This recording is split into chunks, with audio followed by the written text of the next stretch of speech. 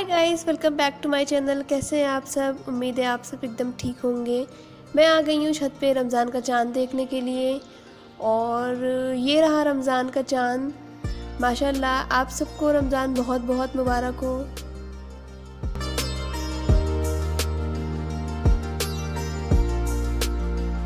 अल्हम्दुलिल्लाह, रमज़ान की पहली सहरी मुझे सहरी में पूरी और चाय खाने का मन कर गया तो मैं ये खा रही थी।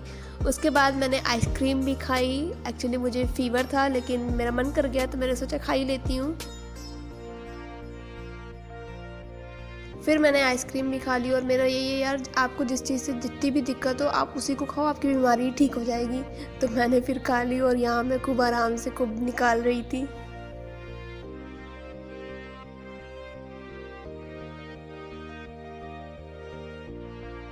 बस फिर हो गई है मेरी सहरी। चलिए फिर मैं आपसे शाम को मिलती हूँ इफ्तार के टाइम पे।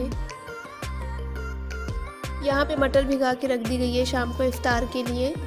और यहाँ पे जो हमने चिप्स बनाई थी उसे एक बार और धूप में फैला दिया है जिससे वो अच्छे से सूख जाए। मटर में इमली की चटनी डालने के लिए यहाँ पे हमने इमली को भिगा दिया था। इमली की चटनी कई चीज़ों में काम आ जाती है। और फिर शाम को अम्मी यहाँ पे प्याज कट कर रही थी पकौड़ी के लिए। जब तक इधर अम्मी प्याज कट कर रही थी उधर हमने मटर बॉईल होने के लिए गैस पे रख दिया था। हम मटर को पहले प्लेन ही बनाते हैं, उसके बाद इसमें हम सारे मसाले ऐड करते हैं। तो हमारी मटर भी बॉईल हो चुकी थी। अब हम इसे दूसरे बर्तन में निकाल लेते हैं। उसके बाद इसमें सारे मसाले को ऐड कर देंगे।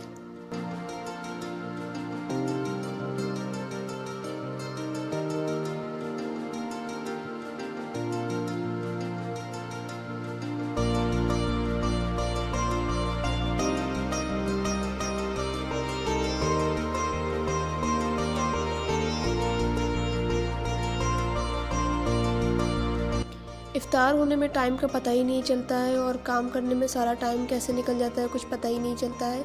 मटर बन चुकी थी, इधर पकौड़ी की तैयारी हो रही थी। मेरे घर में पकौड़ी सबसे अच्छी मेरी आंटी ही बनाती हैं, तो अक्सर हमेशा ही मेरी आंटी ही रमज़ान में पकौड़ी बनाती हैं। ऐसे तो हम लोग बना लेते हैं तो हम लोगों से बहुत मोटी बनती है, बेसन पता नहीं क्यों बहुत मोटा हो जाता है। लेकिन मेरी आंटी एकदम पतली पतली पकौड़ी बनाती हैं, तो हमने पहले ही कह दिया था कि पकौड़ी आप ही को बनानी है। यहाँ पे बस आंटी वही पकौड़ी की तैयारी कर रही थी।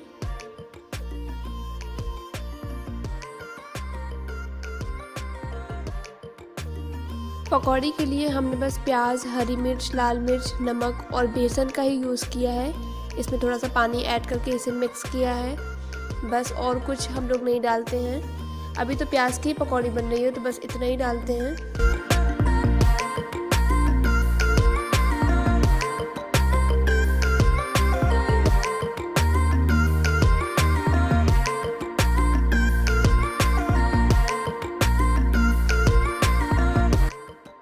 ऑयल गरम हो चुका था, अब हम इसमें पकौड़ी को तल लेंगे।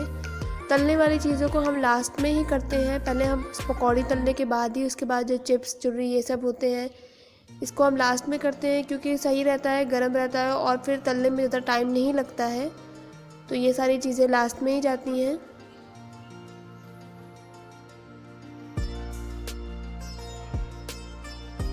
हाँ, तो पकौड़ी बन चुकी थी। इधर फिर अब हम चिप्स, पापड़, चुर्री और मेरी फेवरेट जाली वाली चिप्स को तलने जा रहे थे।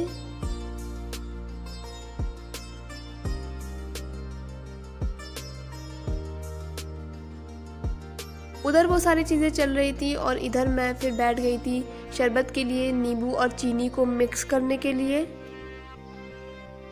टाइम बहुत कम है और काम में पता ही नहीं चलता है, बिल्कुल एकदम जैसे लगता है कि अभी तो बस काम शुरू हुआ था और फिर अजान का टाइम हो जाता है।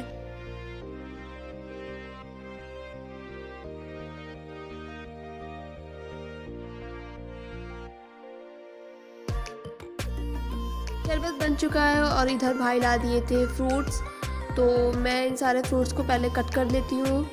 और भाई इमरती और समोसा भी लेके आए थे, तो चलिए फिर मैं पहले फ्रूट्स को धुल के इन्हें कट कर लेती हूँ। फ्रूट्स मेरे कट हो चुके हैं, अजान का टाइम भी हो गया है, तो चलिए फिर मैं आपको मिलती हूँ दस्तरखान पे।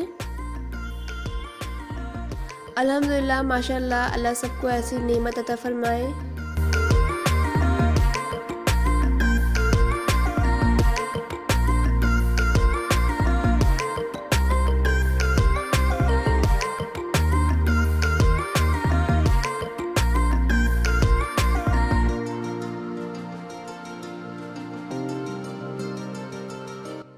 इफ्तार हो चुकी है और इफ्तार वाली चाय, फिर इसकी तो बात ही कुछ अलग होती है। इफ्तार के बाद तो चाय चाहिए ही चाहिए होती है। तो बस मैं यहाँ चाय पी रही। इफ्तार करने के बाद मैं ऐसे ही आंगन में टहल रही थी तो मुझे ये चाँद नज़र आया है।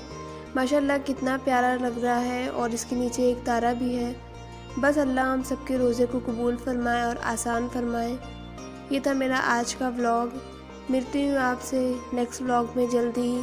तब तक के लिए ख्याल रखिए। अल्लाह हाफिज़।